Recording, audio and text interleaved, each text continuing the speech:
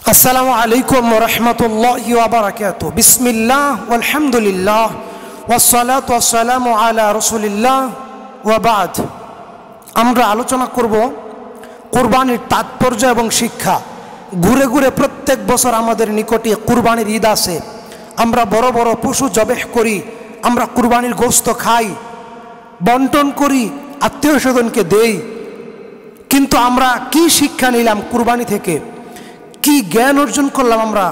কুরবানি আমাদেরকে কি শিক্ষা দিতে চায়? আল্লাহ রাব্বুল আমিন এই কুরবানির মাধ্যমে আমাদেরকে কি শিক্ষা দিতে চাচ্ছেন? আমরা মহাগ্রন্থ আল কোরআন থেকে কি শিক্ষা নিব? সূরা মাঈদা আয়াত 27 থেকে 31 পর্যন্ত বলা হয়েছে, রাব্বুল আমিন আমাদেরকে জানিয়েছেন আদম আলাইহিস সালামের দুই ছেলের কুরবানির ঘটনা। একজনের কুরবানি কবুল হলো, একজনের কুরবানি কবুল হলো না। হাবিল কাবিলের ঘটনা। একজনের কুরবানি কেন কবুল হলো না? তার অন্তরে খুলুসিয়াত ছিল না, তার অন্তরে একনিষ্ঠতা ছিল না তার রবের প্রতি। তাহলে আমরাও তো কুরবানি দেই, বড় বড় পশু কুরবানি দেই, হালাল কিনা হারাম কিনা তা যাচাই করি না। বড় পশু হতে হবে, কুরবানির পশুটা বড় হতে হবে, হৃষ্টপুষ্ট হতে হবে, দেখতে সুন্দর হইতে হবে, কালারটা ভালো হইতে হবে। কিন্তু আসলে আমার আপনার অন্তরে কতটুকু আল্লাহর ভয় আছে, কতটুকু আল্লাহকে খুশি করার জন্য এই কুরবানিটা দিলাম? কুরবানির মূল উদ্দেশ্যটা কি? আদম আলাইহিস সালামের এক ছেলের কুরবানি কবুল হলো, আরেকটার কবুল হলো না। যেটার কবুল হলো না সেটা কেন হলো না? সেটা এজন্যই হলো না, তার অন্তরে আল্লাহর একনিষ্ঠতা ছিল না।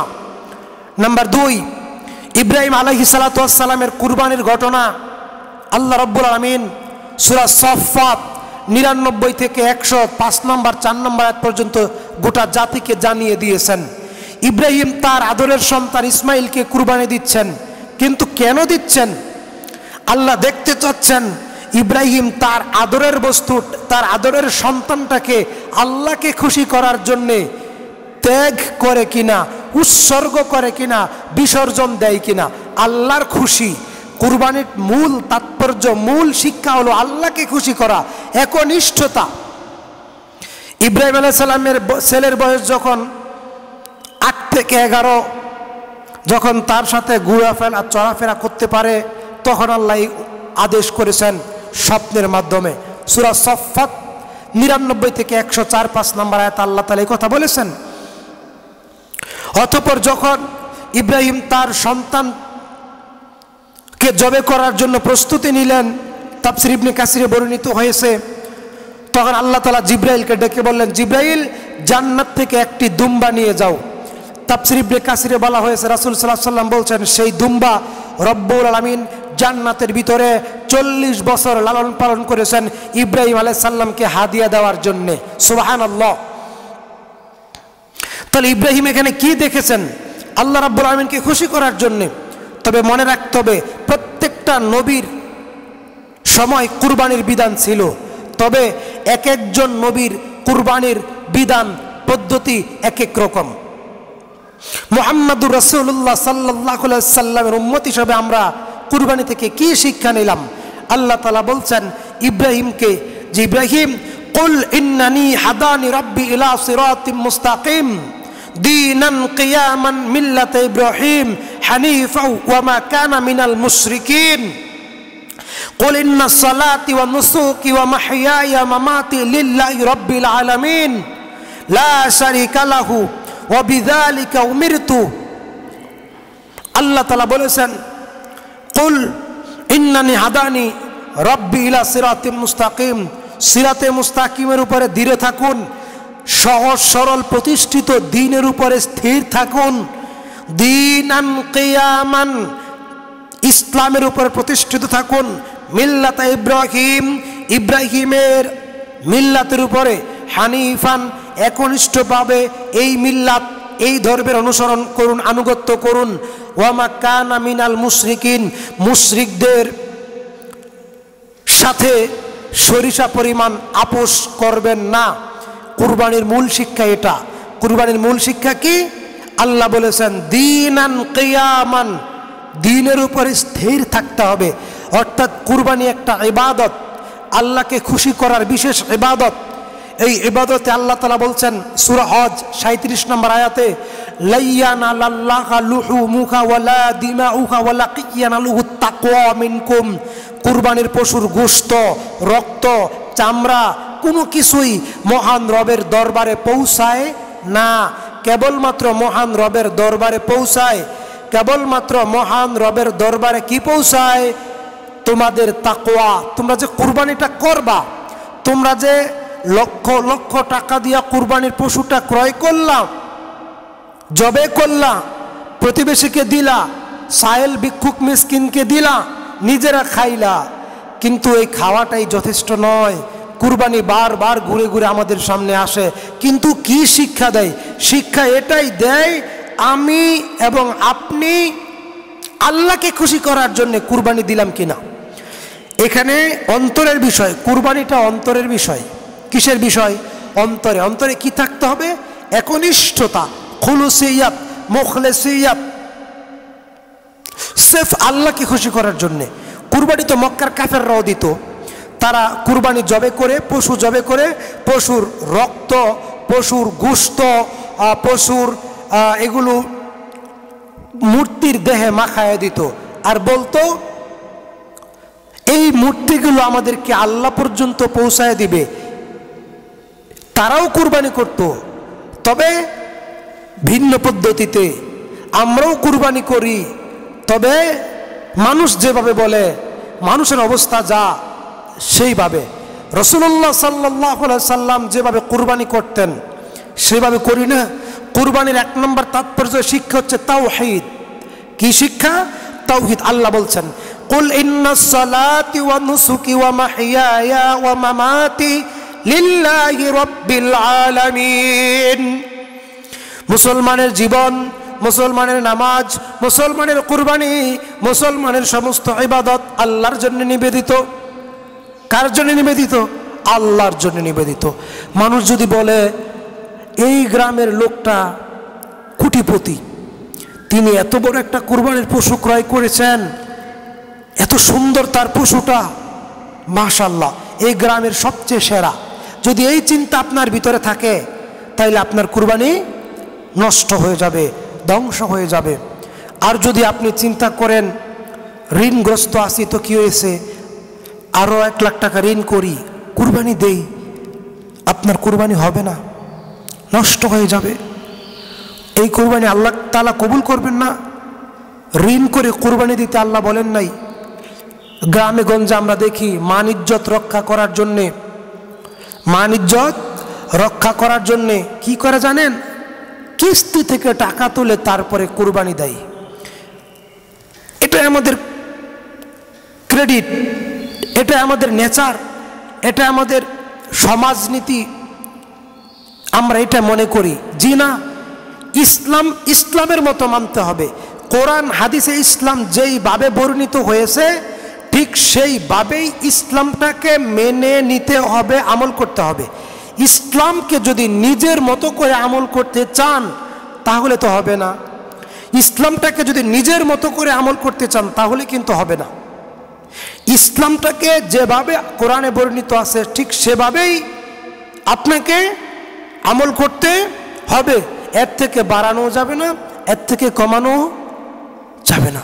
মুহাম্মদ রাসূলুল্লাহ সাল্লাল্লাহু আলাইহি ওয়াসাল্লাম কুরবানি করতেন, এবং তাকওয়ার জন্যেই, মুত্তাকির হওয়ার জন্যেই, পরহেজগারিতা হওয়ার জন্যেই আল্লাহ নবী সাল্লাল্লাহু আলাইহি ওয়াসাল্লাম কুরবানি করতেন বলে আল্লাহ তাআলা বলেছেন। আল্লাহ বলেছেন, ফাসাল্লি লিরাব্বিকা ওয়ানহার। হে নবী, আপনি আপনার রবের ইবাদত করুন, রবকে খুশি করার জন্যে সালাত আদায় করুন, রবকে খুশি করার জন্যেই নুসুক করুন। নুসুক মানে কুরবানি, রক্ত প্রবাহিত করুন। হালাল জন্তু, হালাল জন্তু আপনি আল্লাহকে খুশি করার জন্যে জবে করুন। এবং আল্লাহকে শুধু খুশি নয়, এখানে আল্লাহ তাআলা কি শিক্ষা দিয়েছেন? একটা শক্তিশালী জন্তু, একটা ঘোড়া কুরবানি দেওয়া যাবে না, আবার মহিষ কুরবানি দেওয়া যাবে না, আবার কুরবানি দিতে হবে উট, কুরবানি দিতে হবে গরু, কুরবানি দিতে হবে ছাগল। উটের মধ্যে মাদি নর, গরুর মধ্যে ষাঁড় গাবি, ছাগলের মধ্যে খাসি সাগি অথবা পাঠা, দুম্বা চলবে। তবে আমাদের দেশে প্রচলিত মহিষ কুরবানি চলবে না, কারণ মহিষের কথা কোরআন হাদিসে নাই। আমরা আরও যে বিষয়টা আপনাদেরকে স্পষ্ট করতে চাচ্ছিলাম, আল্লাহ তাআলা বলেছেন এত শক্তিশালী জন্তুকে তোমাদের আনুগত্যশীল করে দিয়েছি। এটা একটা শিক্ষা। শক্তিশালী একটা জন্তু গরু, এটাকে তোমাদের আনুগত্যশীল করে দিয়েছি যেন তোমরা ইবাদত, আল্লাহর ইবাদত করতে পারো, যেন তোমরা এখান থেকে শিক্ষা নিতে পারো। কি শিক্ষা? এত বড় শক্তিশালী জন্তু 4-5 জন মানুষে ধরে জবে করে দেয়।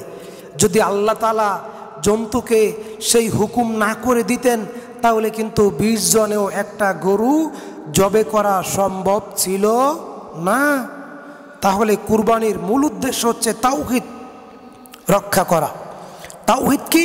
এক আল্লাহকে খুশি করার জন্য নামাজ, রোজা, কুরবানি, জাকাত, সাদাকা, তেলাওয়াত, ইবাদত সব কিছু আল্লাহকে খুশি করার জন্য, মানুষকে দেখানোর জন্য কুরবানি নয়। এটা অন্তরের বিষয়। অতএব 2 নম্বর কুরবানির শিক্ষা হচ্ছে খুলুসিয়াত, মুখলিসিয়াত, একনিষ্ঠতা, ধীরতা। আল্লাহকে সন্তুষ্ট করার জন্য এই কুরবানি, ভিন্ন কোনো উদ্দেশ্য নয়। মানুষ বলবে ধনী মানুষ কুরবানি দিল, এত বড় কিছু, জি না, এ কথা চলবে না। তাহলে কুরবানির 2টা শিক্ষা পেলাম। কুরবানির 3 নম্বর শিক্ষা, ইব্রাহিম আলাইহিস সালাতু ওয়াস সালাম তার প্রিয় বস্তুকে, তার প্রিয় সন্তানকে কুরবানি করলেন। কুরবানি করতে বললেন আল্লাহ, নিজের প্রিয় বস্তুটাকে ত্যাগ করে দিতে হবে আল্লাহকে খুশি করার জন্য। এটা হচ্ছে 3 নম্বর। 4 নম্বর, মুহাম্মদ সাল্লাল্লাহু আলাইহি ওয়াসাল্লাম আমাদেরকে যে শিক্ষা কুরবানির ব্যাপারে দিয়ে গেলেন সেটা হচ্ছে কুরবানি শুধু নিজের জন্য নয়। কুরবানি নিজে খাবেন, পরিবার পরিজনকে খাওয়াবেন, সমাজবাসীকে খাওয়াবেন, সায়েল ভিক্ষুকদেরকে খাওয়াবেন, আত্মীয় স্বজনদেরকে খাওয়াবেন, মিসকিনদেরকে খাওয়াবেন। এটা হচ্ছে কুরবানির আরও একটা শিক্ষা। মুসলিমদের ভ্রাতৃত্ব রক্ষা করা, মুসলিমদের ঐক্য রক্ষা করা, মুসলিম ইসলামের সৌন্দর্য। ক্ষুধার্তকে খাদ্য দেন, যারা চায় না তাদেরকে দেন। এই 5টা কুরবানির মূল শিক্ষা। আসসালামু আলাইকুম ওয়া রাহমাতুল্লাহি ওয়া বারাকাতুহু। আসসালামু আলাইকুম ওয়া রাহমাতুল্লাহি ওয়া বারাকাতুহু। জিলহজ মাসের গুরুত্বপূর্ণ আমল জিলহজ। সুবহানাল্লাহ। বান্দাকে পবিত্র করার জন্য আল্লাহ রাব্বুল আমিন কত সুন্দর করে ইসলাম ধর্ম সাজিয়েছেন। আল্লাহ বলেছেন ইন্নাদ-দীন ইনদাল্লাহিল ইসলাম, আল্লাহর নিকটে মনোনীত জীবন বিধান ইসলাম। সুবহানাল্লাহ। যে ব্যক্তি ইসলাম মেনে চলবে আল্লাহ তাআলা তাকে ক্ষমা করে দিবেন।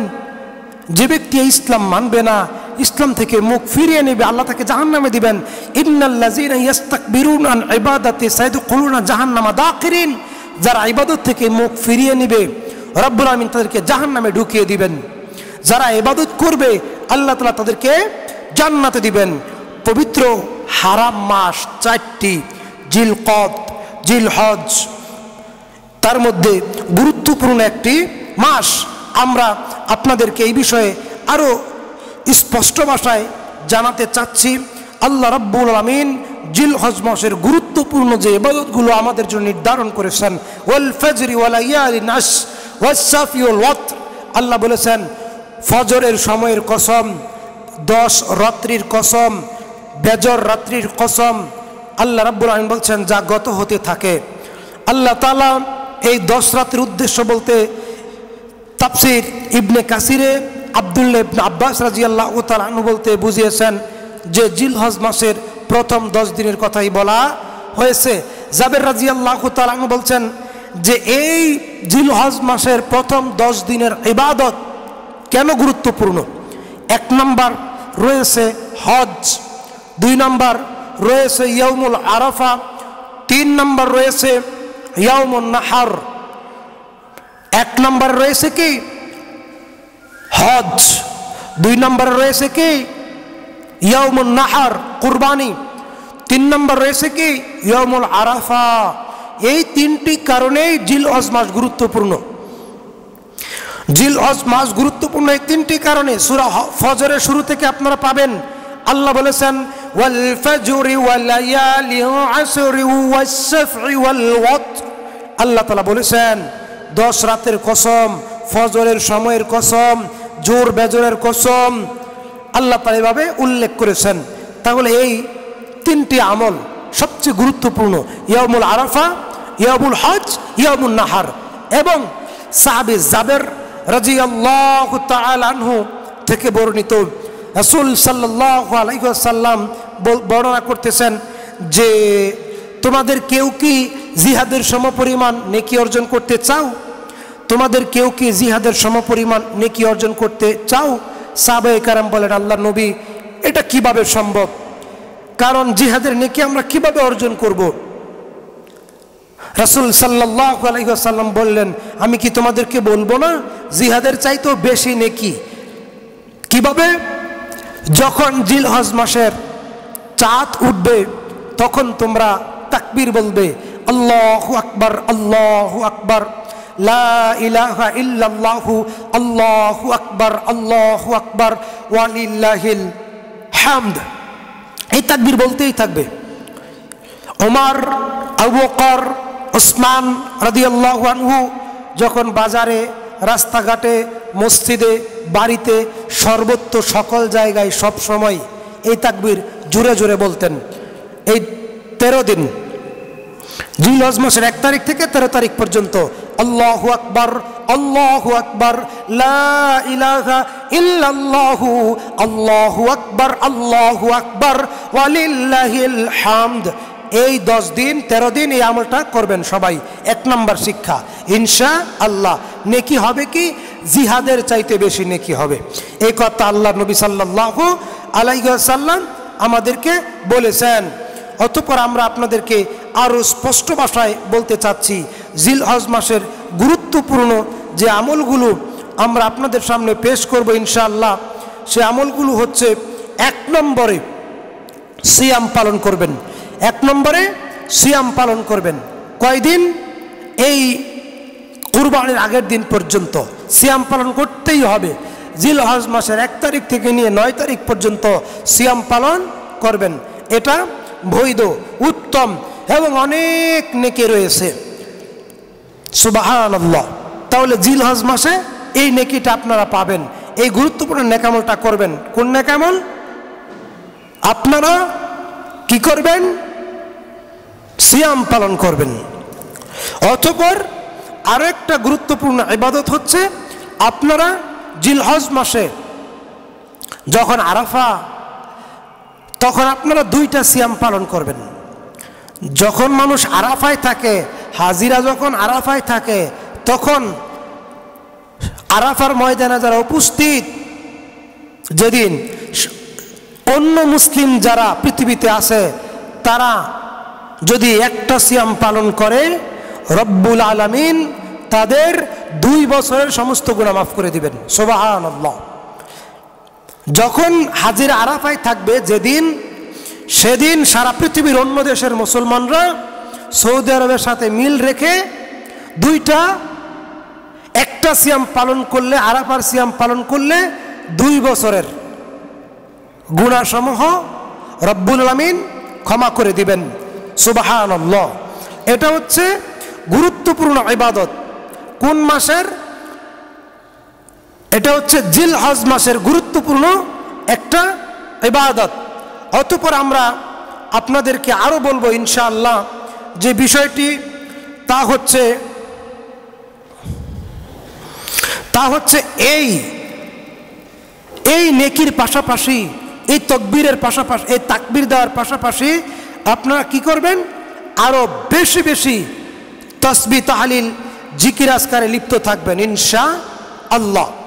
অতঃপর আমরা আপনাদেরকে আরো কয়েকটি গুরুত্বপূর্ণ আমলের কথা বলবো। আপনারা তাওবা করবেন। এই 10 দিন বেশি বেশি তাওবা করবেন। বেশি বেশি তাওবা করলে আল্লাহ রাব্বুল আমিন সমস্ত গুনাহ মাফ করে দিবেন ইনশাআল্লাহ। তারপরে সামর্থ্য থাকলে হজ করতে হবে। হজ একটা গুরুত্বপূর্ণ ইবাদত। হজের কিন্তু কোনো নেকি নাই। রাসূল সাল্লাল্লাহু আলাইহি সাল্লাম বলছেন হজের কোনো নেকি নাই সরাসরি জান্নাত ব্যতীত। হজের কোনো নেকি নাই সরাসরি জান্নাত ব্যতীত। এজন্য জিলহজ মাসের দ্বিতীয় আমল হচ্ছে, 1 নম্বর আমল হচ্ছে কি তাকবীর দেওয়া, 2 নম্বর আমল হচ্ছে কি নফল সিয়াম পালন করা, 3 নম্বর আমল কি আরাফার সিয়াম পালন করা, 4 নম্বর আমল কি তওবা ইস্তেগফার করা, 5 নম্বর আমল কি হজ করা, 6 নম্বর আমল কি কুরবানি করা, 6 নম্বর আমল কুরবানি করা, 7 নম্বর আমল চুল নখ বগলের লোম সমস্ত লোম কাটা বন্ধ। জিলহজ মাসের 1 তারিখের আগেই আপনি পবিত্রতা অর্জন করবেন। 10টি সুন্নাত সমস্ত নবীদের, গোঁফ কাটা, তারপরে নখ কাটা, বগলের লোম উপড়ে ফেলা ইত্যাদি, ঢিলেঢালা পোশাক পরা, এরকম 10টি সুন্নাত সমস্ত নবীদের। রাসূল সাল্লাল্লাহু আলাইহি ওয়াসাল্লাম বলছেন যে ব্যক্তি জিলহজ মাসের এই 10 দিনে চুল দাড়ি নখ বগলের লোম গোঁফ ইত্যাদি কাটবে না, না কেটে থাকবে, কুরবানির ইচ্ছা রাখে, আল্লাহ তাআলা তাকে কুরবানির সমপরিমাণ নেকি দিয়ে দিবেন। যখন জিলহজ মাসের দশক শুরু হয়, তোমাদের কেউ কুরবানি করার ইচ্ছা রাখে, সেজন্য এগুলো কোনো অংশ না কাটে, তাহলে আল্লাহ রাব্বুল আমিন তাকে কোনো বর্ণনায় পাওয়া যায় তাকে আল্লাহ রাব্বুল আমিন কি দিবেন, কুরবানির সমপরিমাণ নেকি দিয়ে দিবেন। সুবহানাল্লাহ। অতঃপর আমরা আপনাদেরকে আরও একটা বিষয় স্পষ্ট ভাষায় বলতে চাচ্ছি, এই 9 দিন 10 দিন বেশি বেশি দান করবেন, এই 9-10 দিন বেশি বেশি দান সাদাকা করবেন, দান সাদাকা করবেন, সূরা ফাতিহা পড়বেন, সূরা ইখলাস পড়বেন, কোরআন তেলাওয়াত করবেন। এই 10 দিন আল্লাহর কাছে সবচেয়ে গুরুত্বপূর্ণ আমল। এবং কুরবানি করবেন কুরবানি ঈদের দিন থেকে নিয়ে 2-3 দিন পর্যন্ত গুরুত্বপূর্ণ আমল কোনো দেখা যায় না। কেন? আমরা কি নিশ্চিত হয়ে গেছি যে আল্লাহ তাআলা আমাদেরকে ক্ষমা করে দিয়েছেন? আমরা কি নিশ্চিত হয়ে গেছি তিনি আমাদেরকে মাফ করে দিয়েছেন? যদি আমরা নিশ্চিত না হই, তাহলে আমরা কেন এই আমলগুলো থেকে বিরত থাকব?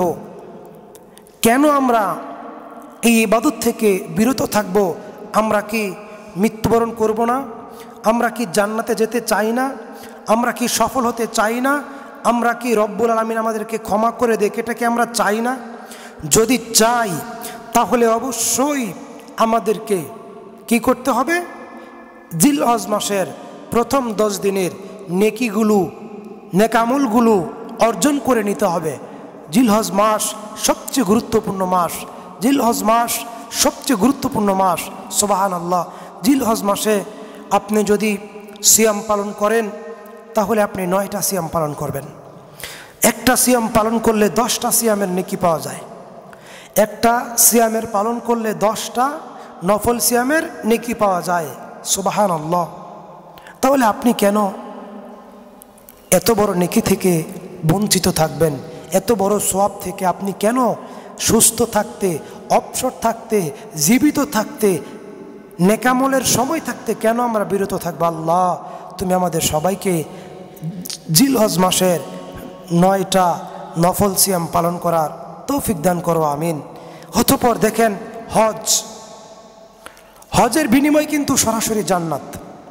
আমার আপনার উচিত হজ করা, সামর্থ্য থাকা সত্ত্বেও।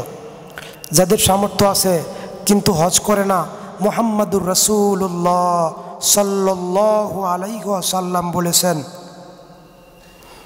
কেবলমাত্র হজের নেকি সরাসরি জান্নাত, কেবলমাত্র হজের নেকি সরাসরি জান্নাত। কত বড় ইবাদত! মানুষকে আল্লাহ পাক রব্বুল আমিন নিষ্পাপ বেগুনাহ করে দেন। কোন আমলে? হজের আমলে। হজ এমন একটা গুরুত্বপূর্ণ ইবাদত, আমল। অতএব হজ করবেন এবং বেশি বেশি তওবা করবেন, দান করবেন, বেশি বেশি কি করবেন? দান সাদাকা করবেন। দান সাদাকা করলে রব্বুল আমিন আমাদের উপর আসন্ন বিপদ কেটে যাবে, ক্ষমা করে দিবেন। মহান রব যদি কারো উপরে রাগান্বিত থাকেন, সে যদি তওবা করে, দান করে, আল্লাহ তার উপর সন্তুষ্ট হয়ে যান। গোপনে দান করতে হবে এবং আরাফার 2টা সিয়াম পালন করবেন, 2টা বা 1টা যেটা পারেন আপনি, তাহলে আপনার 2 বছরের গুনাহ আল্লাহ তাআলা ক্ষমা করে দিবেন। এত বড় নেকি, কেন আপনি বঞ্চিত হবেন? বেশি বেশি তওবা করবেন, জিকির করবেন, কোরআন তেলাওয়াত করবেন। আল্লাহু আকবার, আল্লাহু আকবার, লা ইলাহা ইল্লাল্লাহু, আল্লাহু আকবার, আল্লাহু আকবার, ওয়ালিল্লাহিল হামদ। এ তাকবীর পড়তেই থাকবেন, পড়তেই থাকবেন, পড়তেই থাকবেন। জোরে জোরে সাহাবায়ে কেরাম পড়তেন, আমরাও পড়বো, সবাই পড়বেন ইনশাআল্লাহ।